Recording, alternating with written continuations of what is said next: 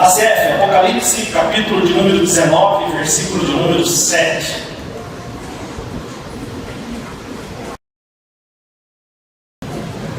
Vamos ler juntos? Regozijemo-nos e alegremo-nos e demo-lhes glória, porque vindas são as bodas do Cordeiro, e já a sua esposa se aprontou. Vou ler de novo. Regozijemo-nos, alegremo-nos e demo-lhes glória, porque vindas são as bodas do Cordeiro, e já a sua esposa se aprontou. Queridos, a Bíblia tem quase que inacreditáveis 8.100 promessas. Aliás, a Bíblia é um livro de muitas promessas, né?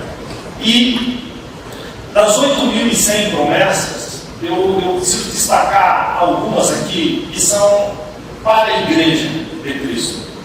E entre essas, eu quero destacar aqui 3 promessas que diz respeito diretamente à igreja. A primeira promessa diz a respeito do estabelecimento de um povo na terra, cujo nome é igreja.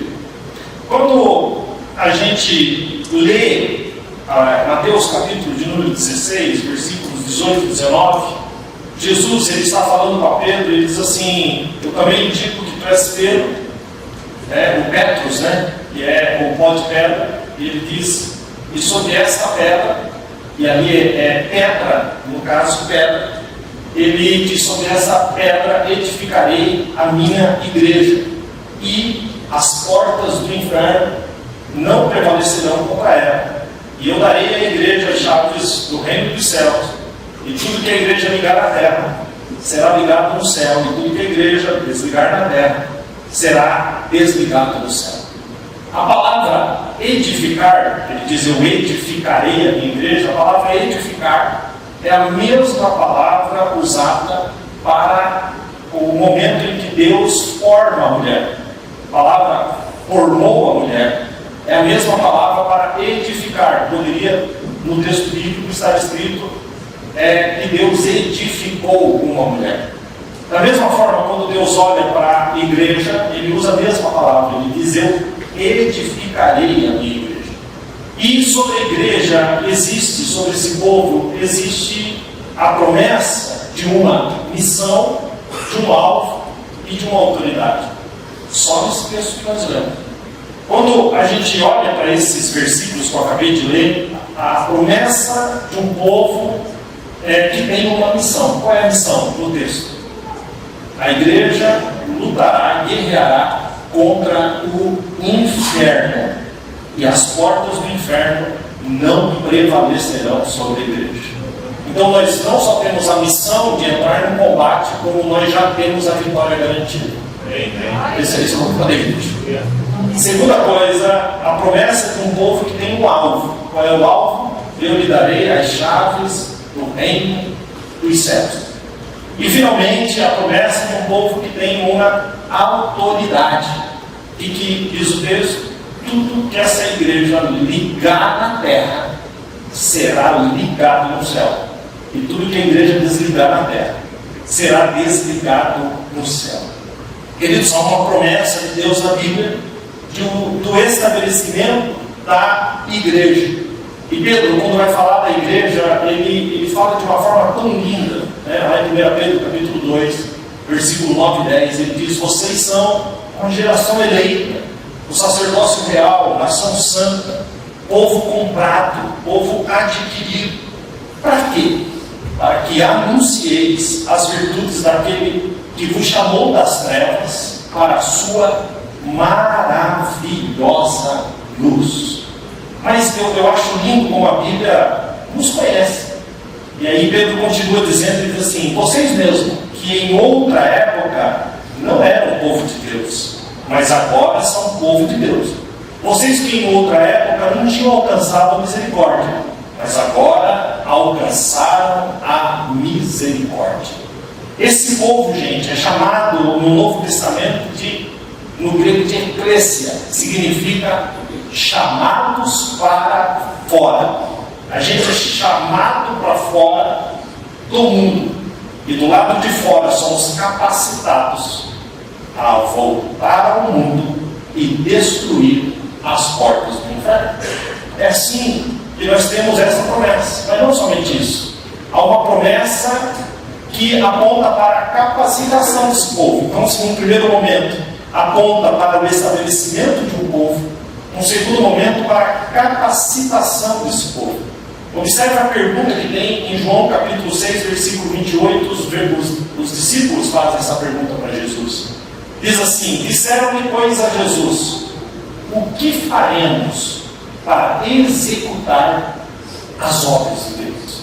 Essa pergunta, queridos, é respondido mais à frente, em Atos capítulo 1, versículo 8, quando a resposta diz: vocês receberão a virtude do Espírito Santo, que há de vir sobre vós, e vocês serão minhas testemunhas, tanto em Jerusalém, como na Judéia, e até os confins da terra. Então, há uma capacitação disponível para esse povo, chamado igreja, no Espírito Santo. O Espírito Santo desce sobre nós, nos enche, passamos a viver uma vida cheia do Espírito Santo com um objetivo. E o objetivo é ser testemunha de Cristo, tanto em Jerusalém como na Judéia, até os confins da terra. Obviamente que, fazendo uma aplicação para a nossa vida, seremos testemunha, porque Jerusalém era a cidade. Tanto em Jerusalém, a Judéia era a região, Samaria era um país seguinte, porque eles não se esqueçam do Reino do Sul e do Reino do Norte, e até os confins da terra. Como a gente faz isso para a nossa vida? Nós somos testemunhas dentro de casa, nós somos testemunhas na igreja, nós somos testemunhas na família, nós somos testemunhas no emprego, e nós somos testemunha para quem quer que nos conheça e a gente conheça. Quem está entendendo isso, não é? Fala da capacitação. Embora, querido, a gente se prepare de forma acadêmica, lendo a Bíblia, estudando e tal, o que faz a igreja avançar é a ação do Espírito Santo. E o Espírito Santo deve ferver dentro da igreja. Mas existe ainda uma terceira promessa para esse povo, que a princípio falamos aqui do estabelecimento desse povo, que é a igreja, a capacitação desse povo, e por fim, há uma terceira promessa, e é sobre essa que eu vou falar. Há uma promessa para esse povo que foi estabelecido e para esse povo que foi capacitado. E a terceira promessa é, 2 pontos: Jesus vai voltar para buscar esse povo. Essa é a terceira promessa. Jesus vai voltar para buscar este povo. Se você ler a Bíblia Sagrada, a última palavra na Bíblia, o apagar das luzes de Apocalipse, a última palavra é um crente que escreveu. E o que ele escreveu lá? Ele escreveu nitidamente, deixando claro: ora vem, Senhor Jesus. Maranata, ora vem, Senhor Jesus. O maior anelo da igreja é a chegada do seu noivo. Por isso, há uma figura linda e maravilhosa. Quando a gente fala, seja feita a tua vontade, assim na terra como no céu, nós estamos fazendo um espelho daquilo que acontece no céu. E o casamento, ele é uma das coisas mais lindas que aponta, que reflete esse céu tão maravilhoso. Porque há um Cristo chamado na Bíblia de noivo, e há uma igreja chamada na Bíblia de noiva. Amém? Está entendendo? Então, há uma expectativa pelo dia do casamento.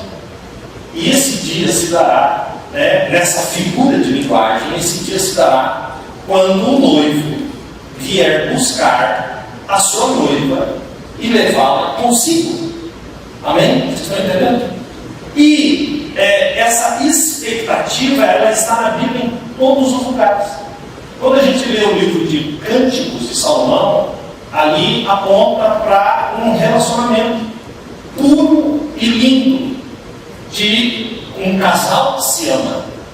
É uma figura forte ali de Cristo e da igreja. Quando a gente olha para Cânticos ou Cantares de Salomão, como você achar melhor, capítulo de número 8, versículo 14, a noiva diz assim: vem depressa, meu amado.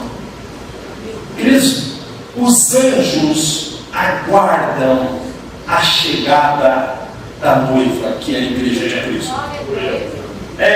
A marca da igreja verdadeira é que essa igreja tem uma expectativa. A marca da igreja verdadeira é que ela está preparada para o cumprimento desta promessa. Então é assim, eu estou aqui numa série de mensagens, não sei se vocês repararam, que não são mensagens populares. E por incrível que pareça, até triste falar isso, a mensagem da volta de Jesus não tem nada de popular. Nós estamos tão envolvidos, tão amarrados, com tantas coisas desse mundo, nós estamos tão fartos com a correria, com o corre-corre, com a busca pelos recursos, pela imposição da internet nos pais nos cobrando um tempo enorme da nossa atenção. Nós estamos tão envolvidos, queridos, com as coisas desse mundo, e sinceramente a mensagem popular são mensagens que falam especificamente, exclusivamente das coisas dessa terra, das coisas dessa vida. Então subir no púlpito e falar assim: ó, Jesus vai voltar. Quem quer saber se Jesus vai voltar? Amanhã, essa semana, eu tenho tantas coisas para resolver, eu tenho tantas coisas para correr atrás. Me pega alguma coisa aí a respeito de que Deus de repente estará comigo essa semana, que eu preciso, Deus aliviará minha carga. Gente, nós estamos tão cheios disso que falar a respeito de volta, de que Jesus vai voltar, não tem nada de popular. E a grande verdade é que se você correr 80% de todas as igrejas estabelecidas na terra, nenhuma delas fala sobre esse tema.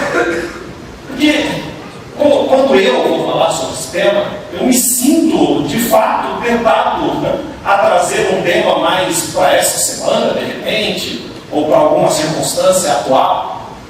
Por quê? Porque é uma guerra para que isso não seja falado, para que isso não seja pregado. É como se a gente fosse impulsionado a viver como se Cristo não voltasse amanhã, quando na verdade a frase é outra: viva hoje como se Cristo voltasse amanhã. E eu vou lhe ser bem sincero: se aparecesse um anjo diante de você, isso não vai acontecer, porque o dia e a hora ninguém sabe, a não ser o Pai que está no céu. Mas se aparecesse um anjo diante de você e falasse: amanhã Jesus vai voltar, amanhã, seja sincero em me responder, como seria seu dia hoje? Como seria seu dia? Nada mais, 99% da nossa vida não faria mais o menor sentido. 99%. Não faz mais sentido. Jesus vai voltar amanhã, então não faz mais sentido. Então o que eu vou fazer hoje? Hoje eu vou ligar para aquela pessoa e vou pedir perdão. Porque eu não vou ter mais tempo. Aliás, vai que justamente isso me pega na minha prestação de contas. Hoje eu vou abraçar. Hoje eu vou beijar meus filhos como nunca beijei. Hoje eu vou dedicar tempo à minha família como nunca dediquei. Hoje eu não vou fazer outra coisa que não seja coisas relacionadas à eternidade. Mas como esse anjo não apareceu, não existe essa expectativa. E a gente acha, erroneamente, que a gente tem uma vida toda pela frente para a gente resolver as nossas pendências e tentar aí dar uma melhorada no nosso jeito de ser, para quem sabe se Jesus voltar, se é que ele vai voltar. Porque muitos de nós deixam até de acreditar nisso. Ele não voltou nas gerações passadas, não voltará nessa. E a gente deixa de acreditar nisso. Mas eu quero lhes dizer que em Atos capítulo 1, Jesus sobe ao céu. Sobe ao céu. E o mesmo que subiu é o mesmo que descerá.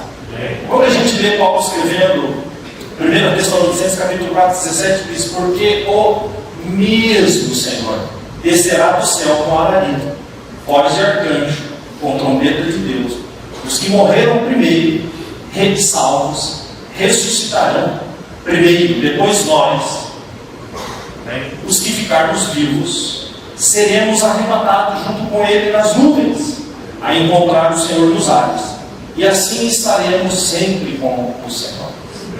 Como eu não coloquei uma imposição de voz ao ler o texto, talvez possa despercebido para você. Mas preste bem atenção. Nós, os que ficarmos vivos, seremos arrebatados juntamente com eles nas nuvens, e encontraremos o Senhor nos ares, e assim estaremos para sempre com o Senhor. Gente, isso é. Deus estabeleceu um tempo, e quando chegar a hora, Jesus se levantará e vai dizer: é chegada a hora. Então haverá um alarido no céu. A palavra alarido, ela serve para quando um exército parte em disparada para a guerra. O alarido será o alarido dos anjos, que estão prontos para cumprir esse momento.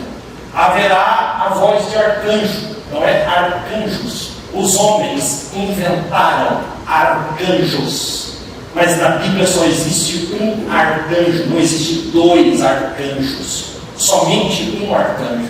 E esse arcanjo se chama Miguel, que no hebraico vem Micael, que significa ninguém é como Deus. Sabe o que isso significa? Que haverá um estrondo de marcha, e haverá a voz do arcanjo. Qual é a voz do arcanjo? A voz do arcanjo nada mais é do que a voz dizendo: ninguém é como Deus, ninguém é como Deus, ninguém é como Deus. Ninguém é como Deus, que veio a essa terra, se fez menino, morreu a nossa morte, subiu ao céu, nos preparou um lugar e voltou para buscar um povo que não merecia, mas se arrependeu, e o seu sangue precioso nos perdoou. Então o inferno grita dizendo que a gente não merece, mas Jesus pagou o preço. Por isso, ninguém é como Deus. Ninguém é como Deus.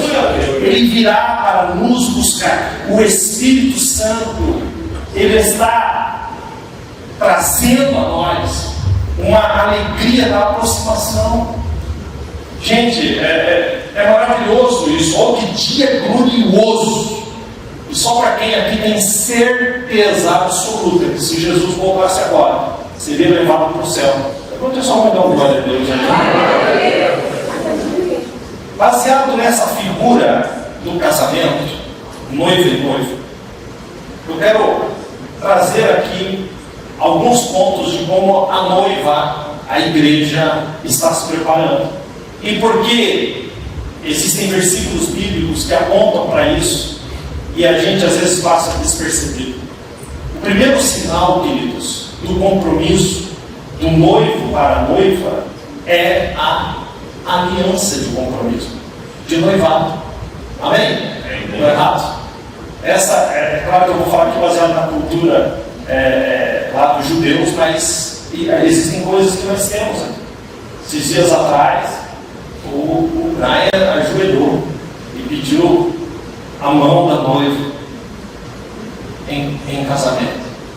É isso, né? A mão da noiva em casamento. Ficaram noivos. Isso é um compromisso. Um compromisso muito sério. Independentemente de ainda não terem casado, eles se respeitam como se já estivessem. Ok? Deus é um Deus de aliança. Deus faz uma aliança com Adão. Qual é a aliança que Deus fez com Adão? Todos os dias, na viração do dia, eu vou vir para a gente conversar. Isso é uma aliança. Deus faz uma aliança entre céu e terra quando o homem peca. Ele olha para a semente, para a serpente, e ele diz: porém inimizade entre ti e a mulher, e entre a tua semente e a sua semente, esta te ferirá a cabeça e tu lhe ferirás o calcanhar. Que aliança é essa? Deus estava dizendo: nascerá da mulher e pisará a tua cabeça. Quem que é esse que nasceu de mulher e pisou a cabeça? Em nenhum outro lugar da Bíblia se fala da semente da mulher. Porque na Bíblia, quando se fala de semente, de procriação, de filhos, se fala semente do homem. Somente aqui nesse texto nós temos a semente da mulher. Porque Jesus não nasceu de homem. Jesus nasceu do Espírito Santo. Ele é Filho de Deus.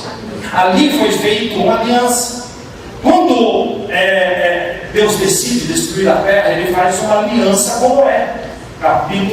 Gênesis capítulo 9. Ele faz uma aliança com Noé de que ele não destruiria mais o povo e coloca no céu o arco-íris. E está lá a meia aliança, que representa a aliança de Deus. E aí nós temos que completá-la. Em Gênesis capítulo 17, Deus faz uma aliança com Abraão. 17 capítulo 4 diz assim: quanto a mim, diz o Senhor, eis aqui a minha aliança contigo, tu serás pai de multidões. Deus é um Deus de aliança.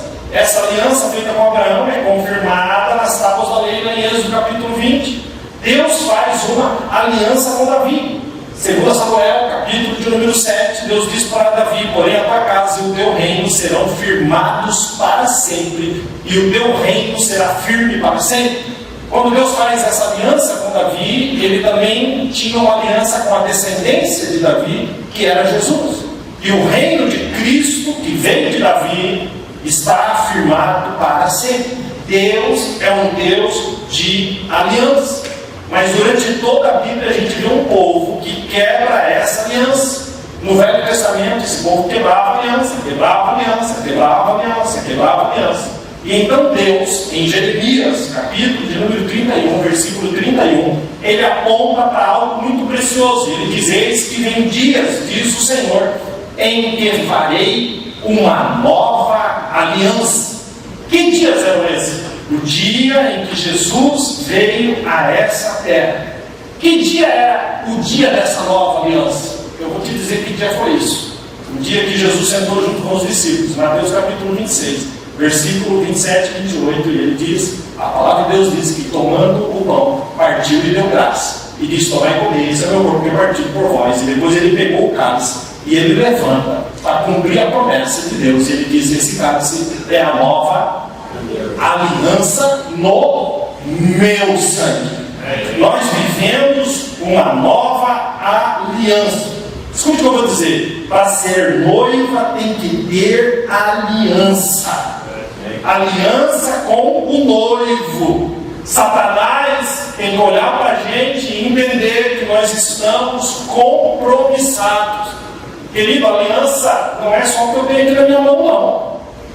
É só que eu tenho aqui na minha mão. Nós vivemos uma geração que absolutamente ninguém respeita isso aqui, na mão de quem quer que seja.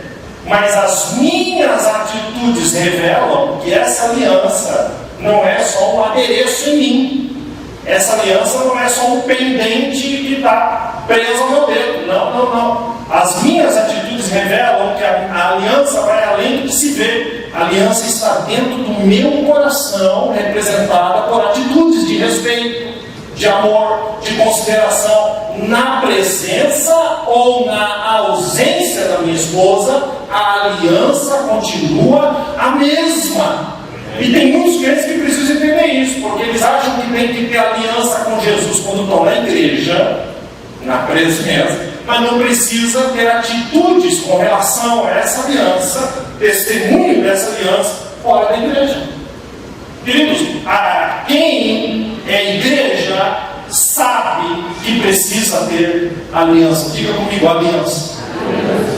Segunda coisa que uma noiva faz para se preparar para o dia do casamento, das bodas, como foi colocado aqui: um banho nupcial.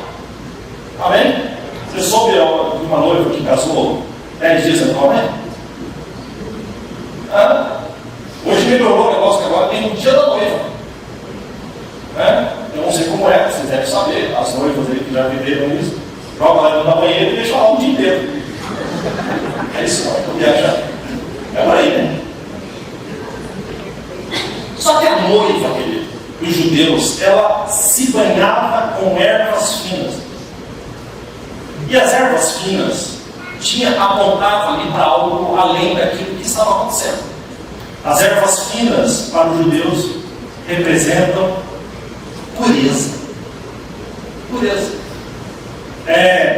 A igreja,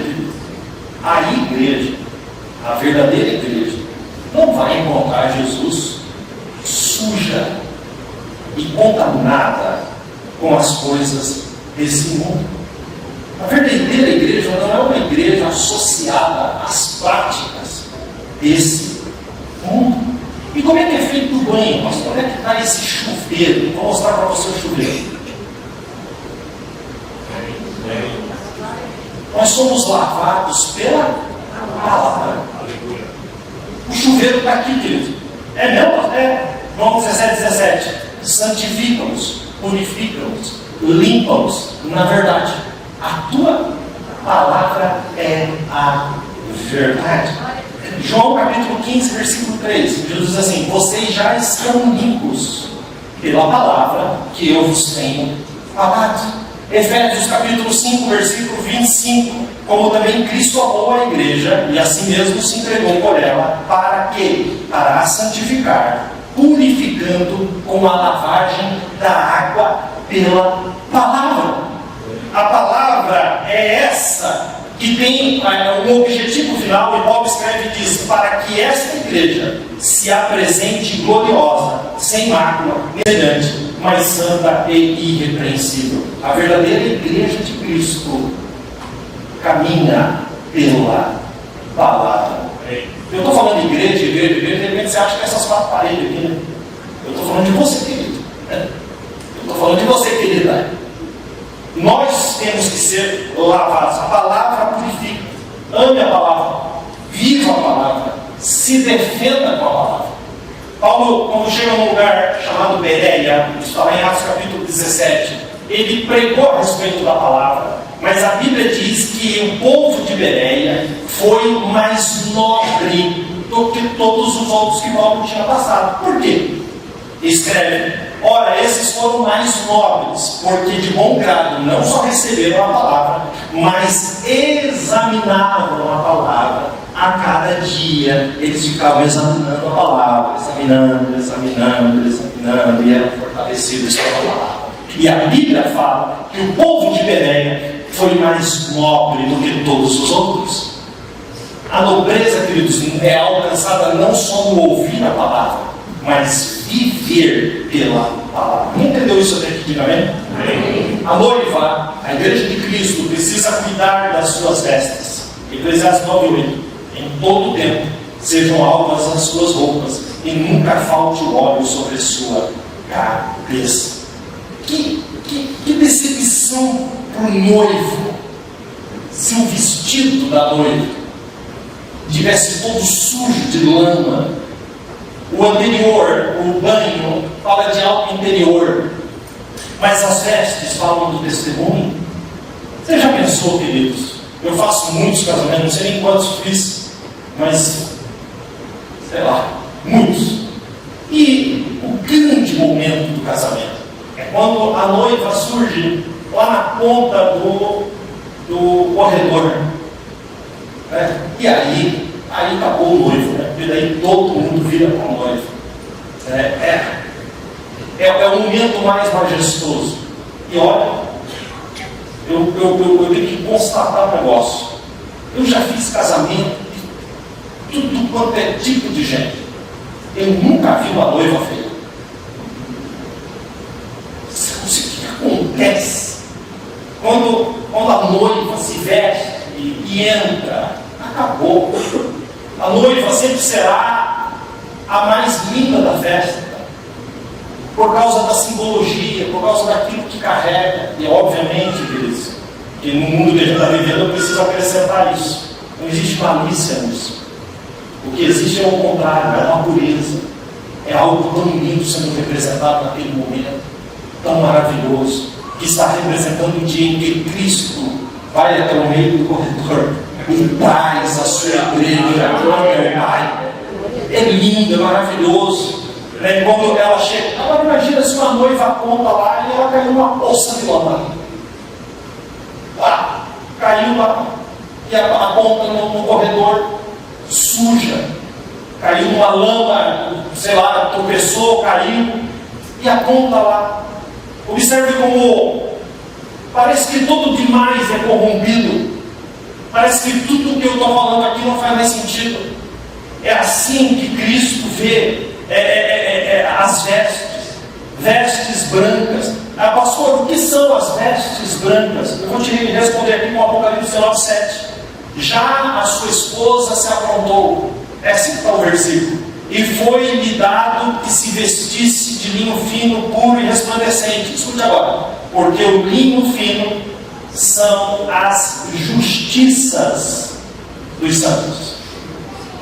Toda vez que cometemos injustiças, e fazemos isso o tempo todo, fazemos dentro de casa, fazemos nos relacionamentos, fazemos com os filhos, fazemos no trabalho, toda vez que cometemos injustiça, isso está comprometendo as vestes brancas, porque chegado um tempo que a nossa santidade, queridos, será vista pelos nossos atos e não somente pelas nossas aparências. Observe que o noivo diz da noiva em Cânticos, Cantares 4:7, diz assim: Tu és toda formosa, meu amor, e em ti não há mancha.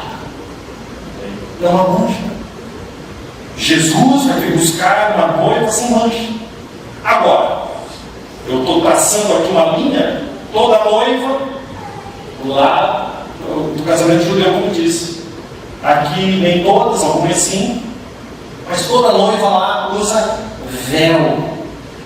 O véu para a noiva judia é tão surpreendente isso, gente, porque quando eu estive lá, eu descobri umas coisas que eu não sabia. O véu para a noiva judia representa a proteção contra os demônios, contra os espíritos malignos que não poderiam tocá-la. O véu significava proteção e separação. E é lindo isso, porque quando a Bíblia coloca a igreja e faz esse paralelo com a noiva, aponta para algo muito especial. Existe a proteção de Deus sobre a sua igreja. Existe a proteção de Deus. Estamos debaixo do véu da glória de Deus. Estamos debaixo do véu da presença de Deus. E muitas vezes nós não entendemos como coisas tristes acontecem com a gente. Jó, no livro de Jó, ele pergunta 33 vezes: por que eu estou nessa situação? Mas só uma vez ele reclama. 33 ele pergunta, e só uma ele reclama. Jó sentiu falta, nesse momento de reclamar, Jó sentiu falta de alguém que o defendesse, de um Deus que advogasse por ele. Olha o que ele vai escrever em Jó 9:33: se tão somente houvesse um juiz, alguém que se levantasse e afastasse de mim a vara de Deus, então eu falaria sem medo. Mas não é o caso. Essa foi a única reclamação dele. Mas eu quero lhes dizer que nós nem essa reclamação podemos fazer. Por quê? Porque depois disso veio o noivo, veio Jesus. E ele fez um compromisso com a noiva. E esse noivo advoga por nós. 1 João capítulo 2, versículo 1, escreve assim: não pequem, mas se alguém pecar, saibam, vocês têm um advogado com o Pai, Jesus Cristo o justo. Jesus é o nosso advogado. Amém? Quase que eu falei advogado fiel. Vocês lembraram daquela música? Né? Advogado. Agora, uma quinta característica de um casamento é o amor da noiva. Esses dias atrás eu vi na internet um vídeo de uma noiva que o noivo dá um pedaço de bolo na boca dela e ela come, mas ela estava com uma cara assim que parecia que ela ia morrer.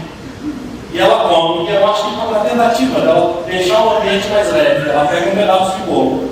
E agora era a vez dela de dar na boca dele, e leva na boca dele. E quando ele faz assim, ela dá uma afastadinha para brincar. E quando ela afasta para brincar, ele senta um tapa na cara dela. E ela cai com um vestido de noiva e tudo para trás de uma cadeira que tinha. E quando ela levanta, ela ainda tem que continuar. noiva ali é uma das coisas mais tristes que eu já vi. Tristeza. Aquilo tudo arranjado, sem amor, sem respeito nenhum. Mas nós, como noivas de Cristo, igreja de Jesus, algo tem que se destacar em nós. Eu não preciso falar aqui do amor do noivo para conosco, que deu a própria vida por nós. Mas e o nosso amor? Quem escolhia a noiva para o filho era o pai da noiva. E quando o pai da noiva, quando o pai do noivo chegava numa casa, porque essa era a tradição deles, para escolher uma noiva para o filho, ele até podia escolher a família, mas dentro da família ele tinha que pegar a filha mais velha. Está entendendo? Então ele trazia para o noivo e dizia: olha, essa vai ser uma mulher. Essa que funcionava. Mas se a filha mais velha fosse maior de idade, então a filha mais velha tinha um único direito: de não querer o noivo. E se ela não quisesse o noivo, então a filha mais nova, a seguinte, então era escolhida e entregue ao noivo. Entendeu isso, né? Achou similar alguma coisa? A noiva de Cristo, querido, Deus escolheu Israel, mas Israel o rejeitou e pregou o seu noivo na cruz. Então, a mais nova, a que veio depois, foi escolhida, e essa amou o seu noivo. A Bíblia diz: ele veio, João 1,11, ele veio para o que era seu, mas o seu não o recebeu. O texto continua e diz: mas a todos quanto o receberam, todos os outros, aqueles que um dia levantaram a mão e o receberam, deu-lhes o poder de serem feitos filhos de Deus. Amém? Israel rejeitou, mas se você está aqui nessa manhã porque você não rejeitou, você pode levantar sua mão junto comigo e dizer: ora vem, Senhor Jesus. A filha mais nova rejeitou. O noivo olhou para essa noiva e a amou a sua igreja. Observe o que ele diz em Cânticos, capítulo 2, versículo 10: levanta-te, meu amor. Olha a declaração de amor de Jesus para a igreja: levanta-te, meu amor, formosa minha, porque eis que o inverno passou, a chuva cessou e se foi, e agora aparecem na terra flores, e o tempo de cantar chegou. Levanta-te, meu amor, formosa minha, porque tu és minha. O amor de Cristo, o noivo nos ama, o noivo nos ama. Aí tem a resposta da noiva, Cânticos 2,16: o meu amado é meu, e eu, olha a igreja falando, o meu amado é meu, e eu sou dele, e ele apacenta o seu rebanho entre os lírios. Oh, que coisa preciosa, a noiva de Cristo. Ame o seu noivo, amém? O casamento tem que ter amor. Mas finalmente, quase chegando no final, a noiva tem adorno. Ela vai além do vestido. O noivo espera esse adorno. Então era assim que funcionava. Preste bem atenção. O noivo então conhecia a noiva numa visita, e havia um alinhamento. Nesse caso, o noivo amou a noiva, a ponto de imediatamente querer morrer por ela. A noiva amou o noivo. Então o noivo vem, segundo a tradição, e coloca uma medalhinha na noiva. E a medalhinha está escrito: consagrada a fulano de tal, que é o noivo. No caso, Jesus veio e colocou uma medalhinha: consagrada a mim. O noivo então vai embora. Para quê? Quem sabe? Para preparar o casamento. Mas existe um ponto de contato entre o noivo e a família da noiva, que é alguém escolhido pelo noivo, da sua mais alta confiança, chamada na cultura de amigo do noivo. Então o amigo do noivo está lá com o noivo, Então o amigo do noivo recebe do noivo. O amigo recebe presentes. Presentes. Para entregar para a noiva. Joias, adornos. E o noivo vai até a casa da noiva, onde ele é muito bem recebido. E o amigo vai até a casa da noiva. E ali ele é muito bem recebido. E ali ele fala para a noiva: olha, o noivo está ansioso. O noivo está preparando o casamento. E ele manda esse presente para você, para que você fique ainda mais linda e mais preparada para o dia do casamento. A noiva então dá notícias para o amigo a respeito dela, e o amigo vai até o noivo e conta as notícias. Olha, eu preciso te contar, ela está se preparando. Você entregou o que eu te mandei entregar? Sim, entreguei. E o que ela fala? Ela fala que não vê a hora de encontrar você, ela te ama muito, ela sente a sua falta, que ela queria estar com você. E aí o noivo diz: ok, eu estou preparando o casamento, está quase pronto para chegar o dia de eu ir buscar aquela que eu consagrei a mim, porque a medalhinha que está lá nela tem o meu nome. Entendeu isso? Um dia, Jesus nos escolheu, a sua noiva, a sua igreja, gente. E há sobre nós uma medalha, uma bandeira, um estandarte escrito: consagrado a Jesus. Consagrada a Jesus. E depois que ele teve o contato com a noiva, ele disse: olha, eu vou preparar o casamento, mas não vos deixarei só, enviarei um amigo, o Consolador, o Espírito Santo. Ele vos ensinará todas as coisas. Aí vem o Espírito Santo para a noiva, e o Espírito Santo vem e entrega o que para a noiva? Dons. Aleluia! No inglês, queridos, dons é gift. Gift é presente. O amigo do noivo entrega presentes para a noiva. E esse amigo dá notícia para o noivo de como a noiva está se preparando. Amém? Até aqui? Agora eu vou apertar. Ok? Vou apertar. O Espírito Santo está levando uma notícia sua para Jesus. Qual é a notícia? Responde. E depois que tu saiu, a medalhinha jogou fora, está vivendo como se não houvesse amanhã, e eu vou falar mais: nem acredita que você vai voltar aqui para pegar ela lá e ir para o dia do casamento, não. Nem acredita que você vai voltar. Imagina a tristeza do pai, que ama essa mãe, que pediu que o seu melhor amigo fosse a ela, e entregou e colocou à disposição da noiva os melhores presentes. Imagina esse noivo pergunta: e o que a noiva fez com os presentes, com os dons que eu entreguei? Nem quis, jogou fora, botou na prateleira, não está usando, não quer usar, mas usou. Parece que quis usar no começo, mas já largou mão. Vocês estão entendendo desse jeito? Vocês estão entendendo isso? Imagina a expectativa. O amigo do noivo era recebido tão bem. E o Espírito Santo por você? É recebido de coração aberto. O amigo do noivo está aqui nesta manhã. O Espírito Santo, ele está aqui nessa manhã. Na sua mão, presentes. Na sua mão, dons. O presente, quem traz é o amigo, mas quem recebe e se adorna, se embeleza, é a noiva. Por isso, Apocalipse 19:7, que é por onde a gente começou, diz: regozijemo-nos, alegremos-nos e demos-lhes glória, porque vindas são as bodas do Cordeiro, e a sua noiva já se aprontou.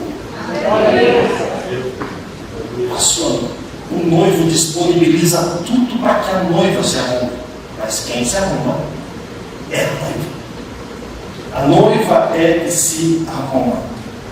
Por isso, eu pergunto para você: será que você não poderia dizer: Espírito Santo, existem presentes colocados à minha disposição, eu quero usá-los, eu quero ser adornado por esses presentes, Será que a gente poderia nessa manhã orar e dizer: Espírito Santo, dá uma notícia para Jesus? Meu coração queima pela sua volta. Eu não vejo a hora dele voltar. Espírito Santo, dá uma notícia para Jesus. Eu continuo firme. O meu compromisso é com Ele.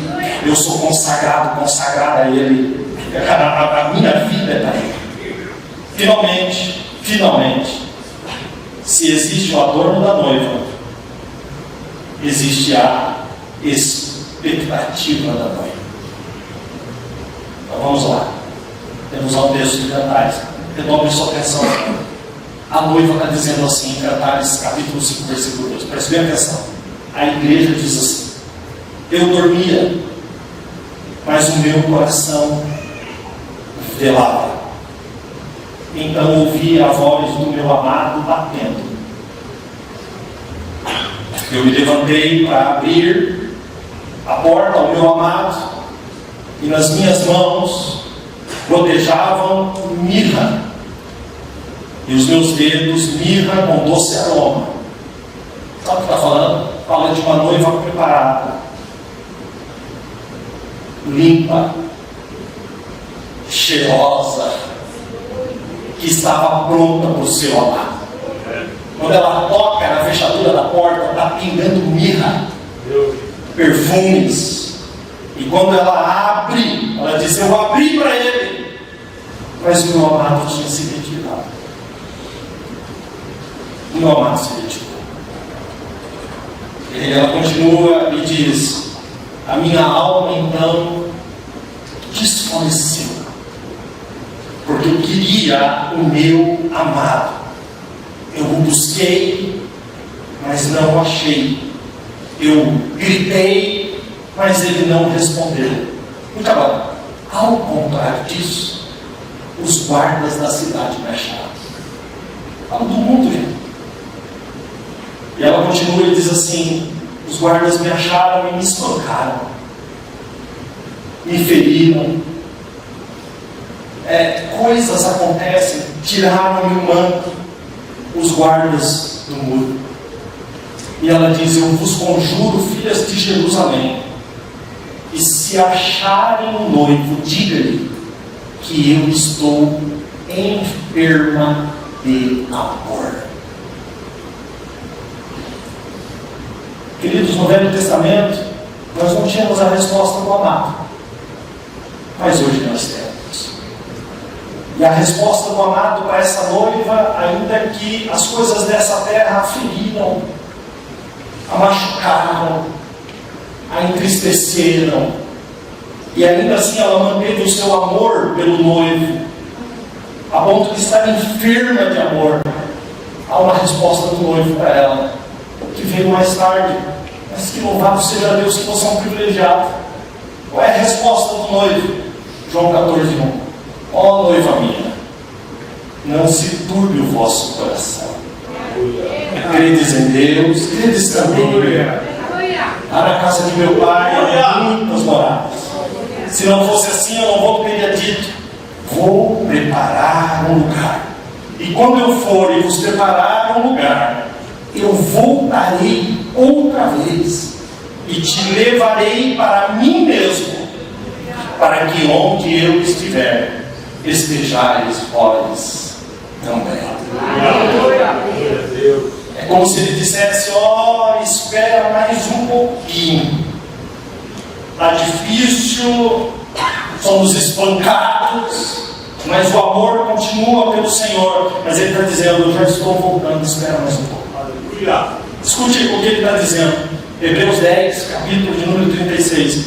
Porque vocês precisam de um pouco mais de paciência, para que depois de haveres feito a vontade de Deus, possais alcançar a promessa da sua volta.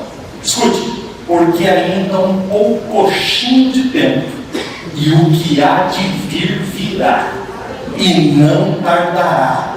E o justo viverá pela fé, e se ele recuar, a alma do noivo não tem prazer nele. Não recue. Não recue. Eu estou pegando uma porção de gente aqui que ama Jesus, mas está difícil. O negócio está apertado. É bordada de tudo quanto é lado. Mas eu quero lhe dizer, ouça a voz do noivo, não se turbe. Ele está dizendo, mantenha o seu coração firme, porque eu fui preparar lugar e eu estou voltando para te buscar.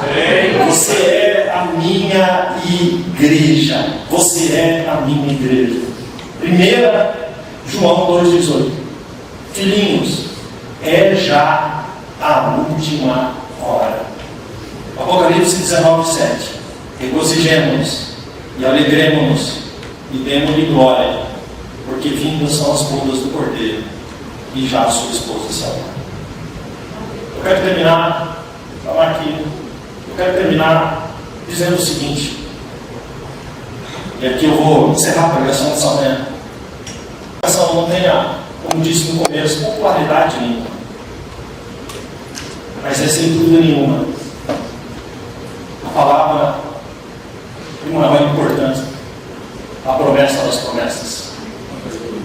Eu quero que vocês saibam que existe o dobro de promessas da volta de Jesus com relação ao nascimento de Jesus. A promessa de que Jesus nasceria tem uma quantidade de promessas que apontavam para o seu nascimento. Tem um dobro de promessas para a sua volta. Então, se Jesus nasceu, não tenha dúvida que Jesus vai voltar. Essa é uma certeza absoluta. Eu quero lhe dizer bem a verdade. Eu gostaria que você refletisse bem sobre isso. Se Jesus voltasse amanhã, a gente pode piorar esse negócio. Se Jesus voltasse hoje de meia-noite, diga-me sinceramente o que você faria com essa sua vida. Diga-me sinceramente. Você faria coisas que você firmou o pé e disse, nunca vou fazer isso, mas você faria. Porque você firmou o pé dizendo que nunca faria, baseado na ilusão de que você nunca vai morrer. Que você tem todo o tempo do mundo pela frente. Se Jesus voltasse hoje meia-noite, saindo daqui, com quem você conversaria? Se Jesus voltasse hoje meia-noite, e nós vamos fazer uma oração daqui a pouco, o que você diria para ele aqui agora, nessa oração?